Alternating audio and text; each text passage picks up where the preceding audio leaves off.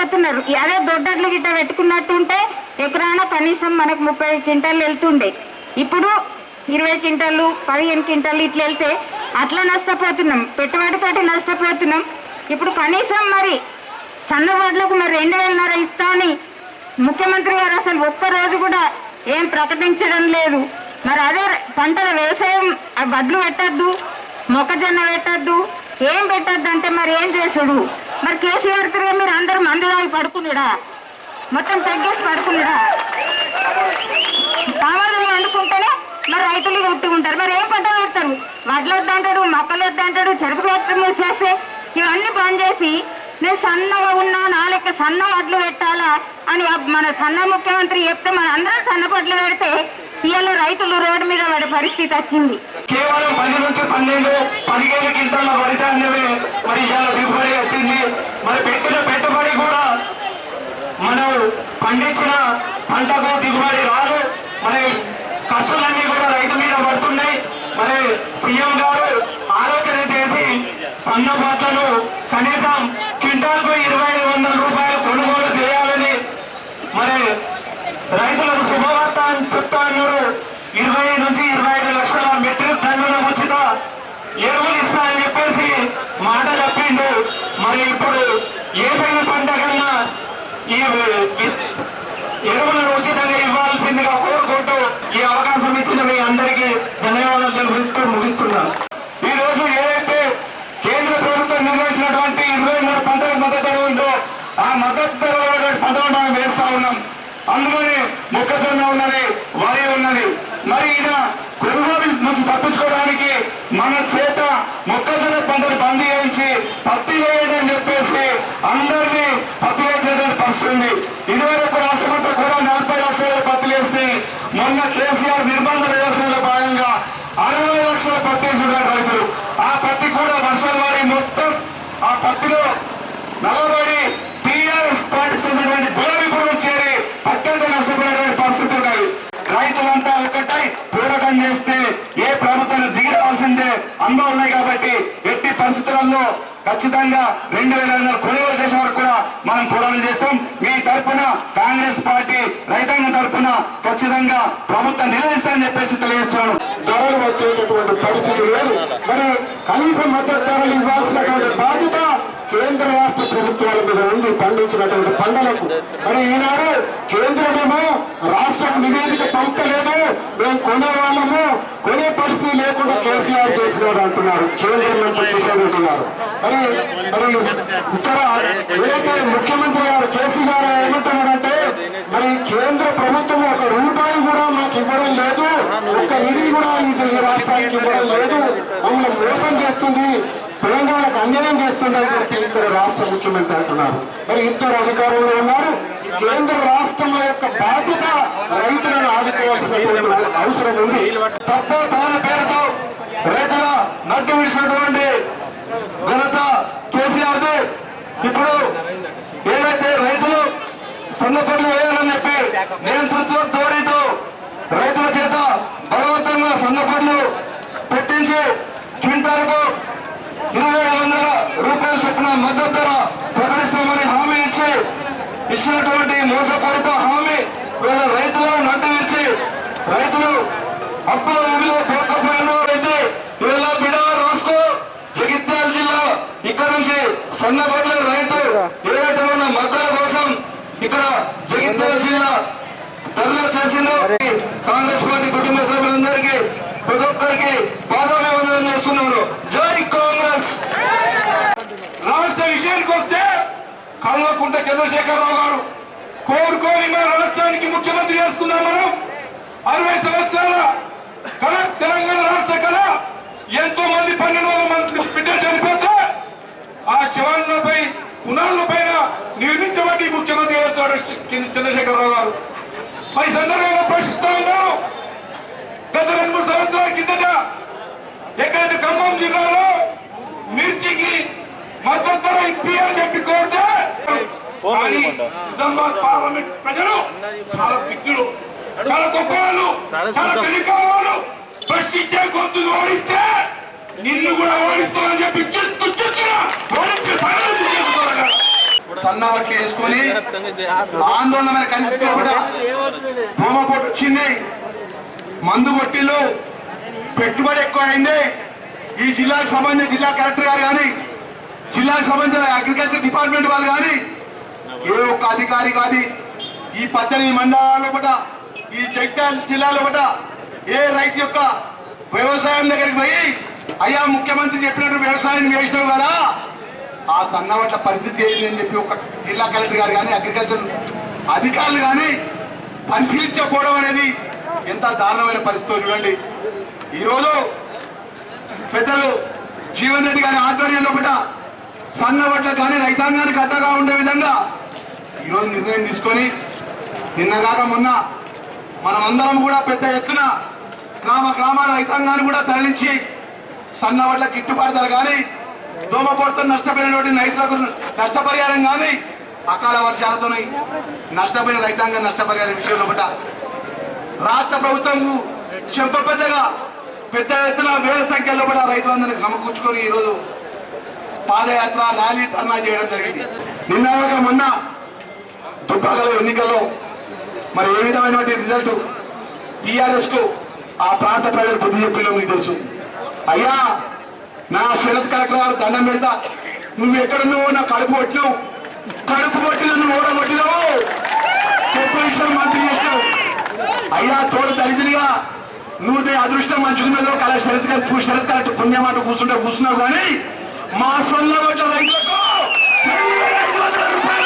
2,500 రూపాయలు గిట్టుబాటు పెట్టి మొక్కజొన్న రైతులను ఆదుకోవాలని చెప్పేసి ఈ ప్రాంతంలో ప్రజల ఓట్లతో గెలిపొందిన టీఆర్ఎస్ పార్టీ మంత్రులకు, ఎమ్మెల్యేలకు, ఎమ్మెల్సీలకు తెలియజేసుకుంటూ స్వయాన ముఖ్యమంత్రి కవితక్క ఎప్పుడు జగిత్యాలకు వస్తావో దయచేసి రా, ఐకేపీ సెంటర్లు తిరుగు, సన్నవడ్ల రైతులకు ధైర్యం చెప్పు, వడ్ల కొనుగోలు చేసే లోపల నువ్వు ఏ విధంగా అయితే మీ తండ్రి గారు ముఖ్యమంత్రి గారు మెప్పిస్తావో మెప్పించి మా సన్నవడ్ల రైతులకు ఆదుకోవాలని చెప్పి తెలియజేసుకుంటూ నిన్నలాగా మొన్న 2 రోజుల కింద ఈ ప్రాంత రైతాంగానికి కాంగ్రెస్ పార్టీ కుటుంబ సభ్యులకు ఒక మాట మన జీవన్ రెడ్డి గారు ఒక మాట పిలిపిస్తే ఈరోజు ఇంత పెద్ద ఎత్తున వచ్చినటువంటి మా కుటుంబ కాంగ్రెస్ పార్టీ కుటుంబ సభ్యులకు రైతులకు చేతులెత్తి నమస్కరించు తీసుకుంటున్నా. అన్నదాతలు వాళ్ళ కన్నీటి గాథలు గుర్తిస్తూ కనీస మద్దతు ధర రాకుండా రైతు ఆత్మహత్యలు చేసుకుంటూ ఉంటే తెచ్చుకున్న తెలంగాణ రాష్ట్రంలో దేశంలోనే 2వ అత్యధిక రైతు ఆత్మహత్యలు చేసుకున్న రాష్ట్రం ఈ తెలంగాణ రాష్ట్రం. ముఖ్యమంత్రి చంద్రశేఖరరావు మాత్రం నిర్బంధ వ్యవసాయాన్ని నిర్దేశిస్తూ మనకు స్వేచ్ఛ లేకుండా సన్నాలు వేసుకోండి అంటూ, మొక్కలు వేసుకోండి, పత్తి పండించండి అని చెప్పి ఇవాళ పత్తి పండిస్తే కూడా నిన్నటి ఖమ్మంలో రైతు ట్రాక్టర్ ర్యాలీ నిర్వహించడం జరిగింది. అక్కడ పత్తి రైతులు కూడా కనీసం 1500 రాకుండా ట్రాక్టర్లు పెట్టి దున్నించుకునే దౌర్భాగ్యం ఏర్పడుతుంది. ఇక్కడ మనం గమనిస్తే కూడా సిరినపల్లిలో కూడా బిడ్డలాగా పెంచుకున్న పంటని రైతు తగులబెట్టుకుంటున్నాడంటే ఎంత దీనస్థితిలో ఉన్నది. మరి కోరుట్ల మెట్పల్లి ప్రాంతంలో కూడా రైతులు దిగి వచ్చి ధర్నా చేసి పట్టుకునే ఎన్నికల ముందు దుబ్బాక ఎన్నికల ముందు దృష్టిలో పెట్టుకొని మొక్కలు కొంటాం, సన్నాలకి 1880 రూపాయలు ఇస్తామని చెప్పి మాట్లాడిన ముఖ్యమంత్రి ఇప్పుడు కొనుగోలు లేవు. నిన్న మొన్న పేపర్లు చూసి ఉంటారు. మిర్యాలగూడలు కూడా 40 కిలోమీటర్ల పైన ట్రాక్టర్లు సన్నబియ్య ఒడ్లేసుకొని రైతులు ఆందోళనకు దిగాల్సిన పరిస్థితి ఏర్పడింది. మీ పక్షాన జీవన్ రెడ్డి గారి నాయకత్వాన యావత్తు కాంగ్రెస్ పార్టీ రైతుల కొరకు పోరాటం చేస్తుంది, యువకుల కొరకు పోరాటం చేస్తుంది, బడుగు బలహీన వర్గాల కొరకు పోరాటం చేస్తుంది. దీనికి తరలి వచ్చిన మిమ్మల్ని మీ పక్షాన ఉంటూ ఈ విజయవంతం చేయడం అనేది కళ్ళు మూసుకొని ఫామ్ హౌస్లో ఉంటున్న ముఖ్యమంత్రి ఇప్పటికన్నా కళ్ళు తెరిచి రైతులు పడుతున్న కష్టాలను చూసన్నా ఆయన ఇచ్చిన హామీలు కనీసం ఆయన హామీలను వెంటనే నెరవేర్చాలని కొట్టి డిమాండ్ చేస్తూ జై హింద్, జై కాంగ్రెస్. ఇబ్బందులు దృష్టి పెట్టుకుని ఈరోజు అన్ని జిల్లా కేంద్రాల్లో కూడా మహాధర్నా కార్యక్రమాన్ని చేపట్టడం జరుగుతూ ఉంది. ఇప్పుడిప్పుడే రైతులలో ఈ టీఆర్ఎస్ ప్రభుత్వం పైన బంగారు తెలంగాణ చెప్పి నియంత్రిత సాగు పేరిట నిర్బంధ సాగును చేపట్టి టీఆర్ఎస్ పార్టీ తన చావు తను తెచ్చుకున్నట్టుగా మొన్నటి ఎన్నికల్లో కూడా మనకు క్లియర్ గా కనపడ్డది. ఈరోజు సన్న రకాలు వేయమని చెప్పి దానికి మద్దతు ధర ఇప్పుడు కూడా ప్రకటించకపోవడం వల్ల దొడ్డు రకాలు కొనుగోళ్లు ఇప్పుడిప్పుడే ప్రారంభమైంది. మొదటి గింజ సన్న రకం మాత్రం ఏమాత్రం పట్టించుకోకుండా ఆగండి కొద్ది రోజులు అని చెప్పిన మాట చెప్తాం తప్ప కొనే కార్యక్రమం చేయడం లేదు. అన్నట్టుగా ఈరోజు మక్కలు వేయకమంటే, ఈరోజు సన్న రకాలు వేయమంటే పత్తి అంటే ప్రభుత్వం చెప్పినటువంటి పరిసరాల్లో మక్కలు మీ వేయకుండా వేశారు కాబట్టి 900 వెయ్యి పెట్టా అంటే రైతు యొక్క బలాన్ని చూపించింది జైత్యాల మెట్టిపల్లి. దానికి దిగి వచ్చింది 1850 రూపాయలు కొంటాను దుబ్బాకి ఎన్నికలు దృష్టిలో పెట్టుకుని కూడా కావచ్చు. పెద్దలు జీవన్ రెడ్డి గారు, మధుయాష్ గారికి ఉన్నటువంటి పెద్దలందరి ద్వారా కూడా ఈ ప్రాంతంలో ఉన్నటువంటి రైతులందరూ కూడా ఏకతాటిపైన వచ్చి సన్న రకాలకు 25 కొనేంత వరకు కూడా మరి ప్రభుత్వం వెంట పడాలని చెప్పిన మాట ఈ సందర్భంగా తెలియజేస్తూ అందరూ నమస్కారాలు. రాష్ట్రంలో రైతాంగం ఎదుర్కొంటున్నటువంటి సమస్యల పట్ల ఏదైతుందో కేంద్ర రాష్ట్ర ప్రభుత్వాలను స్పందింపజేసే విధంగా రైతు సమస్యలను వీళ్ళ జిల్లా కలెక్టర్ల ద్వారా అటు కేంద్ర ప్రభుత్వానికి ఇటు రాష్ట్ర ప్రభుత్వానికి నివేదించే విధంగా ఈ జిల్లాలో ముఖ్యంగా రైతాంగం ఎదుర్కొంటున్న సమస్యలు ఇప్పుడు మిత్రులు నివేదించడం జరిగింది, విజ్ఞప్తి చేయడం జరిగింది. వాస్తవంగా రైతు బాగుంటేనే రాజ్యం బాగుంటది. అది ఏ ప్రభుత్వం కానివ్వండి చెప్పంటూ నేను ఇవాళ తెలంగాణ రాష్ట్ర సాధనలో ఆనాడు నిరుద్యోగ యువత విద్యార్థి లోకానికి అండగా నిలిచి వంట వార్పుతో రాష్ట్రాన్ని సాధింపజేసినటువంటి ఒక ఘనత మన రైతు సోదరులు అని చెప్పక తప్పదని చెప్పంటూ నేను అటువంటి రైతు ఈ రోజు మరి కడుపు గాలి ఈ విధంగా ధర్నాలు ఉద్యమాలు చేపట్టే పరిస్థితి రావడం జరిగిందంటే అప్పుడప్పుడు నిజంగా అసలు తెలంగాణ మనం కోరుకున్న తెలంగాణ ఇదేనా అనిపిస్తుంది. ఇటువంటి తెలంగాణ కోరుకోవడానికి కొరకేనా మనం ఉద్యమించిందని చెప్పి అనిపిస్తుందని చెప్పి అంటూ నేను రాష్ట్ర ప్రభుత్వం ఏదైతుందో ప్రస్తుతం రైతాంగం ఎదుర్కొంటున్నటువంటి ఒక సమస్య, ఏ ప్రభుత్వమే కానీ వ్యవసాయ రంగాన్ని ఏదైతుందో మెరుగైన విధానాలను, ఏ పంట అయితే రైతు గిట్టుబాటు అవుతుందో దాని పట్ల మెళుకువలు నేర్పించడము ప్రభుత్వ బాధ్యత. కానీ మన ముఖ్యమంత్రి గౌరవ కేసీఆర్ గారు ఏదైతుందో మనకి రాత్రి ఏం కలొచ్చిందో ఏందో కానీ పొద్దున్న లేచి మీరందరూ సన్నడ్లు పెట్టాలన్నాడా. ఏ ఇత్తనం పెట్టినా కానీ దానికి వీళ్ళ ప్రభుత్వ పరంగా ఏదైతుందో మద్దతు ధర కల్పించాల్సిన బాధ్యత ప్రభుత్వం మీద ఉంటాయి. వీళ్ళ వరి ధాన్యానికి సంబంధించి వీళ్ళ కేంద్ర ప్రభుత్వము grade 1 variety, grade 2 variety, fine variety, course variety ఈ 2 రకాలైనటువంటి ధాన్యాన్ని ఉత్పత్తి చేస్తే ప్రభుత్వం ఫుడ్ కార్పొరేషన్ ఆఫ్ ఇండియా భారత ఆహార సంస్థ ద్వారా రాష్ట్ర ప్రభుత్వం ఏదైతుందో ప్రతినిధిగా ఫుడ్ కార్పొరేషన్ ఆఫ్ ఇండియాకు ఏజెంట్గా ఏదైతుందో ఆ ధాన్యాన్ని సేకరింపజేసి బియ్యంగా మరాడించి మనకు మద్దతు ధర కల్పించడం వీళ్ళ ప్రభుత్వ బాధ్యతగా మనం గమనిస్తామని చెప్పి అంటున్నాం.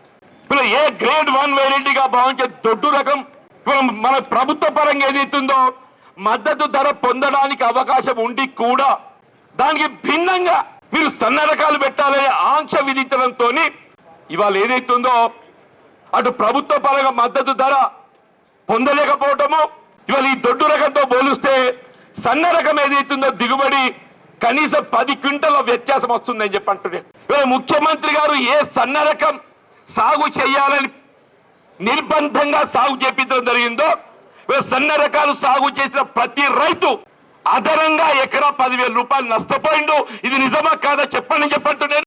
ఈ నష్టాన్ని భర్తీ చేయాల్సిన బాధ్యత ప్రభుత్వంపై ఉంటుందా ఉండదా దయచేసి చెప్పండి. స్వయంగా ముఖ్యమంత్రి గారు పేర్కొన్నారు శాసనసభ వేదికగా నా పట్ల గౌరవంతో నా సూచనకు అనుగుణంగా మా తెలంగాణ రైతాంగం సన్న రకాలు సాగు చేసిందని చెప్పింది. మరి నీ మీద గౌరవంతో ఏదైతే రైతు సన్న రకాలు పెడితే మరి రైతు కడుపు కొట్టి అన్యాయం చేస్తే నీకు న్యాయం అన్యాయం చెప్పంటున్నా నేను. మనమేం మెహర్బానీ కాదు, అడుక్కోవడం లేదు. నీ ఆలోచన విధానానికి అనుగుణంగా మేము సన్న రకాలు సాగు చేస్తే మాకు దిగుబడి ఏదైతే తగ్గి ఎకరా ఏ 10,000 రూపాయలు నష్టపోవడం జరిగిందో దాన్ని భర్తీ చేయడానికి క్వింటల్కి ఏదైతుందో 2,500 రూపాయల మద్దతు ధరతో నువ్వు కొనుగోలు చేయాలని చెప్పిన డిమాండ్తో ఇవాళ ఇక్కడ తరలిచ్చింది రైతాంగం చెప్పంటున్నా. ఇప్పుడు అయితే ఆల్ శ్రీనివాస్ గారు చెప్తుండ్రు అధికార యంత్రాంగం అంటే ప్రభుత్వానికి తలకాయ ఊపుడు కాదు, నువ్వు చదువుకున్నోనివి, నువ్వు ఏదైతుందో అదే పట్ట పొందప్పుడు ఏదైతుందో భారత రాజ్యాంగ నిబంధనలకు అనుగుణంగా నేను నిష్పక్షపాతంగా రాగద్వేషాలకు అతీతంగా నా బాధ్యత కర్తవ్యాన్ని నిర్వర్తిస్తా అని చెప్పని నువ్వు ప్రమాణం చేసావు చెప్పంటు నేను. ఇలా ముఖ్యమంత్రి రాత్రి తాగో తడిపో పొద్దులే సన్న రకాలు పెట్టు అంటే నువ్వు చదువుకున్న నీ జ్ఞానం లేదానే, నువ్వు అడగద్దానే అంటున్నాను. నువ్వు సన్న రకం పెట్టు అంటున్నావు. సన్న రకాలకు ప్రత్యేకంగా మద్దతు ధర లేదు, దిగుబడి తగ్గిపోతుంది, తక్కువ దిగుబడి వస్తుంది, మరి దానికి ప్రత్యేక ధర కల్పించే బాధ్యత ఉంటుందని చెప్పని ఇదే వ్యవసాయ శాఖ అధికారి ఏదైతున్నదో ప్రభుత్వానికి సూచించిన బాధ్యత ఉందా లేదా? నేను కొంటున్నా, నేను ఇంట్లో వెళ్ళి ఇస్తున్నావా నువ్వు? ఆడు ఏడ కొంటున్నాడు, వాడు 4 ఎకరాలు ఉంటే 2 ఎకరాలు లాస్తున్నాడు, ఎకరం ఉంటే రైతులో 10 క్వింటాలు లాస్తున్నాడు. వీళ్ళ మొక్కజొన్న కొనుగోలు కేంద్రాలు ఆరంభమైతే అయినాయి, కానీ కొనుగోలుకు వచ్చే వరకల్లా ఎన్ని ఆంక్షలు పెడుతున్నారా? వాడు వ్యవసాయ అధికారి ఏదైతున్నదో వాడు ఏడు ఉండేది తెలియదు, ఏడ వండేది తెలియదు. 4 ఎకరాలు ఉంటే 2 ఎకరాలు దాస్తాం. నేనేమంటున్నా, ఇవాళ సాగు విస్తీర్ణత తక్కువ నమోదు చేసిన వ్యవసాయ అధికారిని నువ్వు చట్టపరమైన శిక్షించాల్సిన బాధ్యత ఇవాళ జిల్లా అధికార యంత్రాంగం మీద ఉందని చెప్పి అంటున్నాడు. ఆయన మన రాజ్యం ఎట్లతో చూడుబిడ్డ అంటున్నాను, రాజ్యం ఎట్లతో చూడుబిడ్డ అంటున్నాను. నీ బెల్ట్ షాప్ లో కొలవలేదు, మళ్ళీ ఇక్కడ మనం చైతన్యవంతులం అవుతామని చెప్పని నువ్వు తాగు పండి. ఆడు తాగుతుండు కదా, ఆడు తాగుతుండు కాబట్టి మళ్ళీ కదా చెప్తా అంటాడు. బిడ్డ నువ్వు తాగుబోతువు కావచ్చు, మేము తాగుబోతులం కాదని చెప్పి అంటున్నా. ఈ దేశాన్ని పెట్టేడు అన్నం పెట్టే రైతు, నీకు అన్నం పెట్టేటోడు కూడా ఈ రైతే అని చెప్పి అంటున్నాను. ఇవాళ ఏదైతున్నదో రైతుల సమస్యల పరిష్కారానికి ఇలా వడ్లు ఏదైతుందో కొనుగోలు కేంద్రాలు పెట్టిందే, నేను వడ్లు జొన్న పెట్టాను చూసినారా? కొరియాకి ఇది ఏం రాజ్యం నాకు తెలుస్తలేదా? బియ్యం జల్ల పట్టంగా విన్నాం కానీ వడ్లు జల్ల పట్టంగా విన్నారు ఎవడన్నా? ఇప్పుడు ధాన్యం సేకరణ కేంద్రాలలో కొనుగోలు కేంద్రాలల్లో వడ్లు ఏదైతుందో జల్లెడ పట్టాలన్నట. వడ్లు జల్లెడ పడితే ఆ వడ్లు మిషన్కి రాకపోయి అవి బియ్యం అవుతుంది, రాకపోయి నూకలు అవుతున్నాయి. ఇందుకేనా అనే తెలంగాణ బియ్యం ఏదైతుందో తాగి పండుటానికి ఫామ్ హౌస్ కి ఎందుకు పోతున్నాడు? తాగి పండుటానికి పోతే వీళ్ళు గంట సేపు ట్రాఫిక్ ఆపుతారు మీరు. అదే మా రైతు సోదరులు కడుపు కాలు ఏదైతుందో మేము ఉద్యమం చేస్తే మీకు ఏదైతుందో ట్రాఫిక్ నియంత్రణ చేసేటువంటి ఒక శక్తి లేదానే?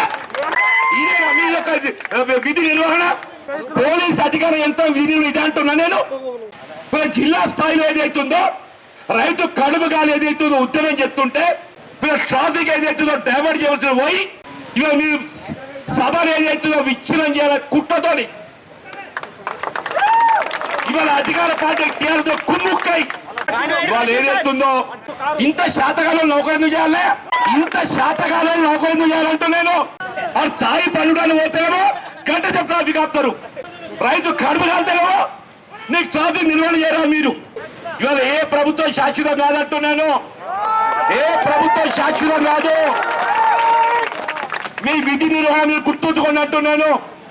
మీ విధి నిర్వహణ లోపల అలసత్వం ప్రకటించినట్టయితే, మీ విధి నిర్వహణ అలసత్వం ప్రదర్శిస్తే దానికి అల్టిమేట్ గా బాధ్యత వహించాల్సి మీరే అని చెప్పాలి కూడా హెచ్చరిస్తూ అని చెప్పంటున్నాను.